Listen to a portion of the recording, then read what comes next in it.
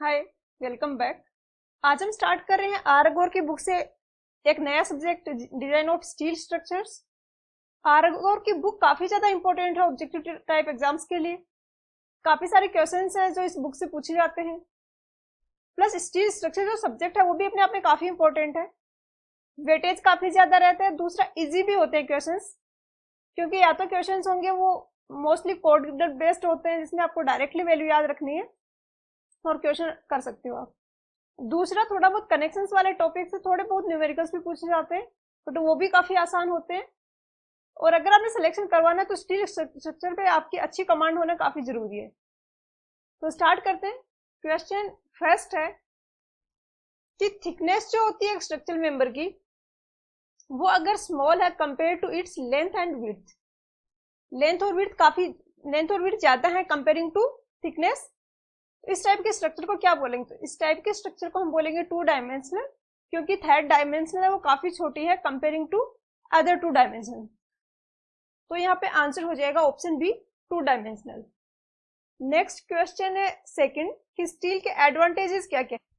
Steel का एक तो बहुत ही अच्छा एडवांटेज ये है कि इसकी स्ट्रेंथ ज्यादा होती है और इसका वेट काफी कम होता है। अगर हम पर वेट स्ट्रेंथ का कंपेयर करें कंक्रीट और स्टील का, तो स्टील बहुत कम वेट में बहुत अच्छी स्ट्रेंथ दे देता है।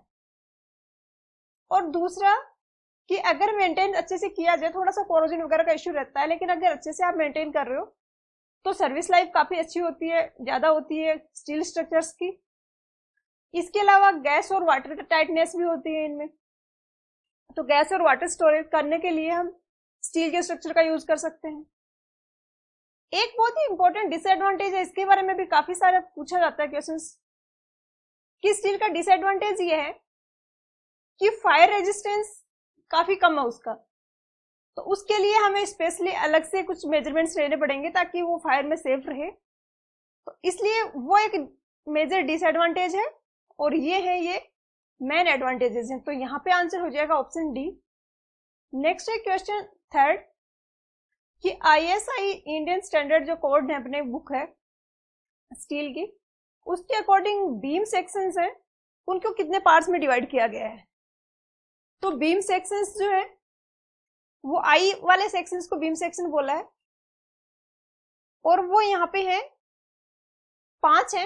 एक है ISJB Indian standard junior beam, एक है ISMB मीडियम बीम, एक है ISLB लाइट वेट बीम, और अगला है ये ISWB फोर्थ वाला, ये वाइड फ्लेंज बीम है, वाइड फ्लेंज बीम। नेक्स्ट है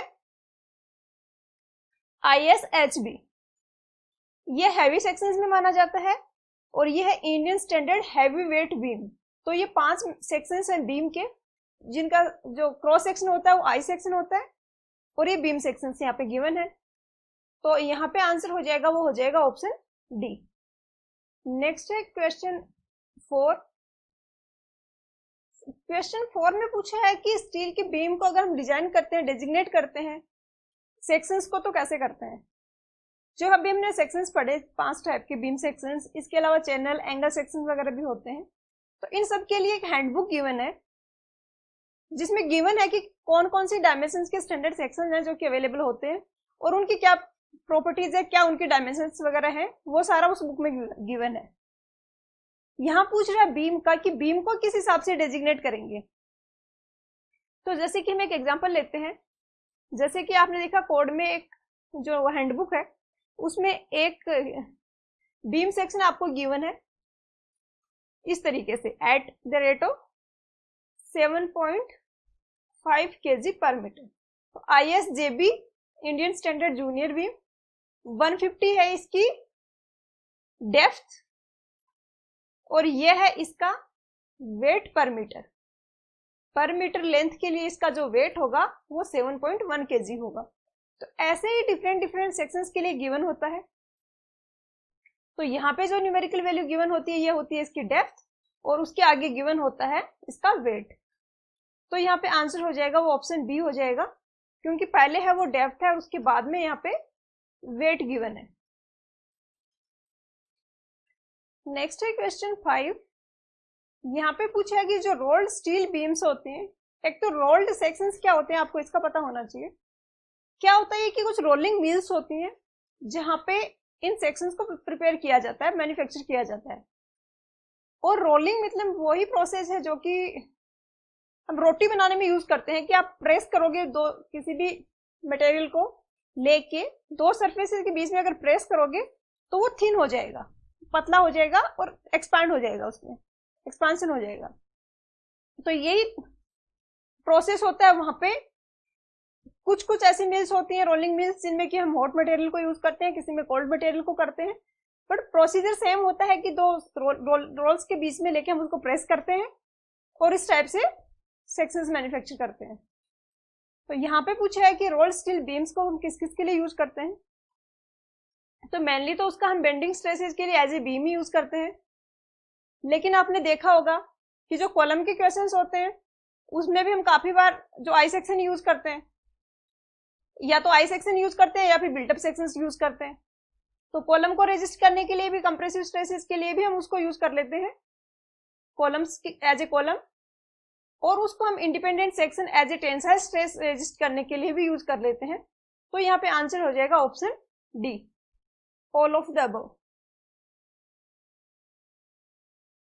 नेक्स्ट क्वेश्चन है क्वेश्चन नंबर 6। यहाँ पे पूछा है कि कोई चैनल है जो कि ट्विस्ट हो रहा है सिमेट्रिकली, तो वो जिस एक्सिस के अबाउट ट्विस्ट हो रहा है वो किसके पैरेलल होगा, किसके परपेंडिकुलर होगा, वेब और फ्लेज के रेस्पेक्ट में पूछा गया। तो ये एक 3D पिक्चर है एक चैनल सेक्शन की, और ट्विस्टिंग जब भी होती है वो होती है ऑब्जेक्ट की लॉन्गिट्यूडनल एक्सिस के अकॉर्डिंग, लॉन्गिट्यूड एक्सिस के अलोंग।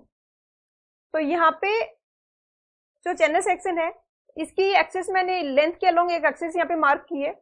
ये एक्सिस भी हो सकती है, डिफरेंट भी हो सकती है, बट वो उसकी लॉन्गिट्यूडनल एक्सिस होगी। तो इसके लिए ट्विस्टिंग अगर हो रही है और हम देखेंगे कि एक्सिस वेब या फ्लेंज किसके परपेंडिकुलर है, किसके पैरेलल है, तो पहला तो वेब और फ्लेंज दोनों ही है, वो 3D ऑब्जेक्ट है। तो यहाँ पे किसके परपेंडिकुलर है, किसके पैरेलल है, इसके लिए हमें पता होना चाहिए कि कौन सी डायमेंशन की बात हो रही है। लेंथ के अलोंग पूछा है, या विड्थ के अलोंग पूछा है, या फिर थिकनेस के अलोंग पूछा है।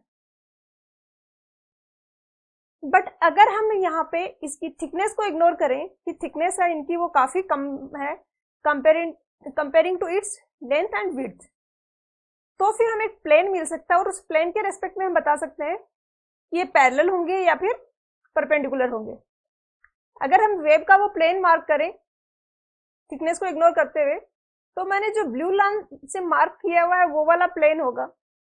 इस प्लेन से अब इस एक्सिस को देखें तो ये दोनों पैरेलल हैं, क्योंकि इस प्लेन में ही ये एक्सिस लाई कर रही है, तो ये एक्सिस है इस प्लेन के पैरेलल है। अगर हम फ्लेंज के लिए देखें तो फ्लेंज में भी अगर थिकनेस को इग्नोर करें तो हमें ये वाला प्लेन मिलेगा। इस वाले प्लेन से अगर हम कंपेयर करें, चेक करें कि पैरेलल है या परपेंडिकुलर है, तो एक्सिस जो यहाँ पे है ये इसके पैरेलल ही है, इसके जो प्लेन की डायरेक्शन है वही डायरेक्शन एक्सिस की है, तो फ्लेंज के भी पैरेलल होगी। दूसरा केस हो सकता है कि आप इसकी लेंथ के अलोंग देख रहे हो, जैसे लेंथ के अलोंग देख रहे हो तो दोनों के पैरेलल है, वेब के भी फ्लेंज के भी। अगर विड्थ के अलोंग चेक किया जाए तो वेब की जो डेप्थ है वो ये है, और उसके अलोंग देखें तो ये इसकी परपेंडिकुलर है, और फ्लेंज की विड्थ के भी ये एक्सिस है, ये परपेंडिकुलर है। तो ये डिपेंड करेगा कि कौन सी डायमेंशन के रेस्पेक्ट में पूछ रहे हो, या फिर थिकनेस को इग्नोर करते हुए प्लेन के रेस्पेक्ट में अगर पूछा जाए तो ये फ्लेंज और वेब दोनों के ही पैरेलल डायरेक्शन में है एक्सिस। आंसर के में यहाँ पे आंसर गिवन है वो ऑप्शन बी है, बट मेरे अकॉर्डिंग अगर पैरेलल टू वेब है तो फिर पैरेलल टू फ्लेंज भी होगा, अगर हम थिकनेस को इग्नोर करके 2D में उस मेंबर को कंसीडर कर रहे हैं तो। नेक्स्ट है क्वेश्चन नंबर 7। यहाँ पे पूछा है कि रोल्ड स्टील टी सेक्शंस होते हैं, उनको हम कहाँ पे यूज करते हैं। टी सेक्शन होता है वो जैसे टी की शेप होती है उसी शेप का सेक्शन होता है, जैसे कि ये, और इनको हम यूज करते हैं रेक्टेंगुलर जो टैंक्स हम बनाते हैं उनमें हम फ्लैट स्ट्रिप्स के साथ कनेक्ट करने के लिए टी सेक्शंस को यूज करते हैं। तो यहाँ पे आंसर हो जाएगा वो ऑप्शन बी हो जाएगा, with flat strips to connect plates in steel rectangular tanks.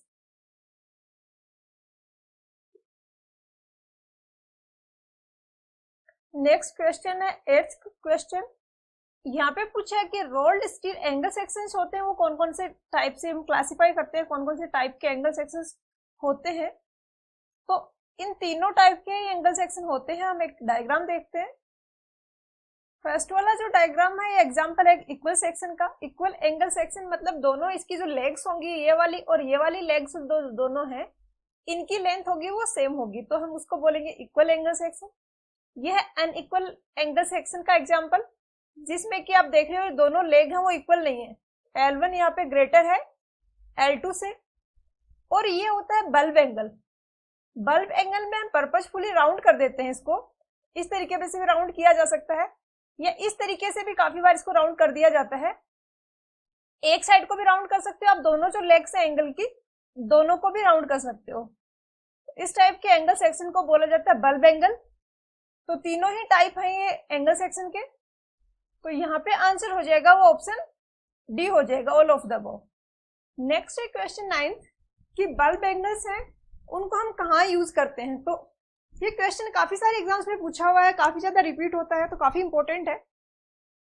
ज्यादा कुछ समझने का नहीं है, आप डायरेक्टली याद रख सकते हो। इसका यूज होता है शिप बिल्डिंग में। एक अगर इसका यूज करने का रीजन हम डिस्कस करें तो ये होता है कि राउंडेड इसके एजेस होते हैं, इसलिए पेंट वगैरह का स्प्रे करना काफी इजी होता है। अगर शार्प कॉर्नर्स हैं तो वहां पे पेंट करना डिफिकल्ट होता है थोड़ा। और शिप ऐसा है कि पानी में रहता है तो कोरोजन का काफी ज्यादा खतरा रहता है उस पर, तो बहुत ज्यादा फ्रीक्वेंट पेंट वहां पे अप्लाई करते रहना पड़ता है, तो इसलिए ये इसमें यूज होता है। नेक्स्ट है क्वेश्चन 10 कि अगर हम इंक्रीज करें percentage of carbon in steel तो स्टील की कौन सी प्रॉपर्टी डिक्रीज होगी। अगर हम कार्बन कंटेंट इंक्रीज करते हैं स्टील में तो इसकी डक्टिलिटी डिक्रीज हो जाती है। और काफी जगह ये एक पॉजिटिव पॉइंट भी रहता है। स्पेसिफिकली जैसे कि आपने ब्लेड या नाइफ वगैरह बनाने हैं और कोई कटिंग मटेरियल जो इंस्ट्रूमेंट बनाना है तो वहां पे रिक्वायरमेंट होती है कि डक्टिलिटी कम हो, हार्डनेस ज्यादा हो। तो यहाँ पे आंसर हो जाएगा वो ऑप्शन डी हो जाएगा। डक्टिलिटी कम हो जाती है कार्बन इंक्रीज करने से स्टील में। Next question 11th। यहाँ पे हमें करेक्ट स्टेटमेंट फाइंड करना है और ये स्टेटमेंट्स गिवन है डेड लोड के रिगार्डिंग। फर्स्ट है कि डेड लोड्स इंक्लूड करता है सेल्फ वेट और जो भी super imposed load permanently attach है स्ट्रक्चर से। तो इन दोनों टाइप के लोड्स को हम डेड लोड में इंक्लूड करते हैं, वो सुपर इम्पोज्ड लोड जो कि परमानेंटली अटैच्ड है। तो ए है वो करेक्ट है। बी में गिवन है कि डेड लोड अपनी पोजीशन चेंज करता है और मैग्नीट्यूड में वेरी करता है, तो ऐसा नहीं है। नाम से भी पता चला डेड लोड मतलब वो अपनी जगह ही स्टेबल है, अपनी जगह ही फिक्स हो रखा है, ना उसकी मैग्नीट्यूड वेरी करता है ना ही उसकी पोजीशन चेंज होती है, तो बी गलत है। सी में है कि डेड लोड है वो स्ट्रक्चर के बिगनिंग में हमें पता होगा, तो ऐसा नहीं है। आप जब स्ट्रक्चर को डिजाइन करते हो तो आप पे डिपेंड करता है कि आप कौन से मटेरियल का स्ट्रक्चर बना रहे हो। मटेरियल भी डिसाइडेड है तो क्या डायमेंशंस उसकी रख रहे हो आप, और ऑब्वियसली आपके स्ट्रक्चर के में जो मेंबर्स हैं, स्ट्रक्चर में जो कंपोनेंट्स हैं, उनकी डायमेंशंस के अकॉर्डिंग स्ट्रक्चर का सेल्फ वेट जो है वो चेंज होगा और इसके कारण डेड लोड होगा वो चेंज होगा। और दूसरा एक और डेड लोड के रिगार्डिंग क्वेश्चन पूछा जाता है IS 875 के पार्ट फर्स्ट में डेड लोड के रिगार्डिंग गिवन है सारी इंफॉर्मेशन, तो ये भी काफी बार पूछा जाता है पार्ट फर्स्ट में। नेक्स्ट क्वेश्चन है कि लाइव लोड क्या है। तो यहाँ पे लाइव लोड के रिगार्डिंग 3 स्टेटमेंट्स गिवन है। लाइव लोड वो लोड होता है जब स्ट्रक्चर बनने के बाद उसका यूज स्टार्ट हो जाता है, उस टाइम तो उसमें आता है, और वो लोड है जो कि परमानेंटली अटैच्ड नहीं है। जैसे कि फॉर एग्जांपल एक घर में आप रह रहे हो तो आपका खुद का जो भी सामान घर में है वो सारा लाइव लोड के अंदर आएगा। तो यहाँ पे है कि मैग्नीट्यूड में वेरी करेगा, पोजीशन में भी वेरी करेगा। जरूरी नहीं है कि हर एक लाइव लोड अपनी पोजीशन पे रखा हुआ है वो हमेशा वहीं रहे। और दूसरा है कि इसको यूनिफॉर्मली डिस्ट्रीब्यूटेड लोड की फॉर्म में एक्सप्रेस किया जाता है। तो लाइव लोड को यूडीएल की फॉर्म में लिया जाता है और हम डिजाइन के क्वेश्चन सॉल्व करते हैं तो लाइव लोड को एज ए हम यूडीएल मान के क्वेश्चन सोल्व किया जाता है। तो आंसर हो जाएगा वो यहाँ पे ऑप्शन डी हो जाएगा, all of the above statements are correct. Next 13, इसमें पूछा है कि जो विंड वेलोसिटी होगी किलोमीटर पर आवर में, और जो उस विंड वेलोसिटी के कारण जो विंड का प्रेशर आएगा किसी स्ट्रक्चर पे, उन दोनों में क्या रिलेशन होता है। तो ये रिलेशन होता है कि पी जो प्रेशर है वो प्रोपोर्शनल होगा वी स्क्वायर के। तो हम लिख सकते हैं P will be equal to K into v square. तो आंसर हो जाएगा वो ऑप्शन सी हो जाएगा। और आपको देख के भी पता लग रहा होगा कि ऑब्वियसली अगर वेलोसिटी ज्यादा होगी, बहुत तेज स्पीड में हाई वेलोसिटी से अगर हवा चल रही है, तो ऑब्वियसली विंड प्रेशर भी ज्यादा आएगा। तो P और V प्रोपोर्शनल हो गए, ये तो आइडिया आप लगा सकते हो। और इन दोनों ऑप्शंस को आप अगर आपको नहीं नॉलेज है तो भी आप रिजेक्ट कर सकते हो कॉमन सेंस से। बचे हुए ऑप्शन दो हैं, इसमें आपको याद रखना है कि ये प्रोपोर्शनल होता है वी स्क्वायर के। तो आंसर हो जाएगा ऑप्शन सी। नेक्स्ट क्वेश्चन है 14। यहाँ पे पूछा है कि अगर दो सरफेसेस है वो कांटेक्ट में है और उनके बीच में कोई लोड का ट्रांसफर हो रहा है, तो इस टाइप के स्ट्रेसेस को हम किस नाम से जानते हैं, कौन सा स्ट्रेसेस बोलते हैं। तो यहाँ पे दो केसेस हो सकते हैं, बीरिंग स्ट्रेस भी हो सकता है, शीयरिंग स्ट्रेस भी हो सकता है। दोनों ही कांटेक्ट में होते हैं दो सरफेसेस, तो लगते हैं स्ट्रेसेस। बीरिंग स्ट्रेस का एग्जांपल है जैसे कि ये कोई प्लेट है और ये आपने ब्लॉक लिया हुआ, आप यहाँ पे इस तरीके से ब्लॉक है वो इस प्लेट को प्रेस कर रहा है। तो ये वाला जो कांटेक्ट एरिया है, जो दोनों के बीच का कांटेक्ट एरिया है, उस एरिया पे जो स्ट्रेसेस लगेंगे इस वाले एरिया पे, उसको हम बोलेंगे बीरिंग स्ट्रेस। जो कि जहां पे दोनों ये ब्लॉक और प्लेट कांटेक्ट में है वहां पे लग रहा है, वो बीरिंग स्ट्रेस है। और फॉर एग्जांपल ये एक ब्लॉक है, इसके ऊपर एक दूसरा ब्लॉक रखा हुआ है और इस वाले ब्लॉक को आप इस तरफ कोई फोर्स लगा रहे हो,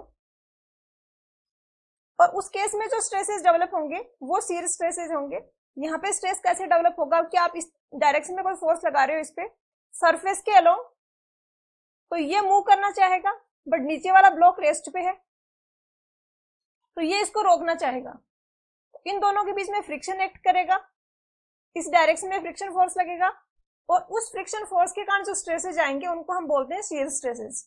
तो मेनली जो दोनों में डिफरेंस है, शियर स्ट्रेसेस आते हैं वो फ्रिक्शन के कारण आते हैं और अलोंग द सरफेस होते हैं, और बीरिंग स्ट्रेसेस है वो तब लगते हैं जब कोई सरफेस के परपेंडिकुलर फोर्स लग रहा हो।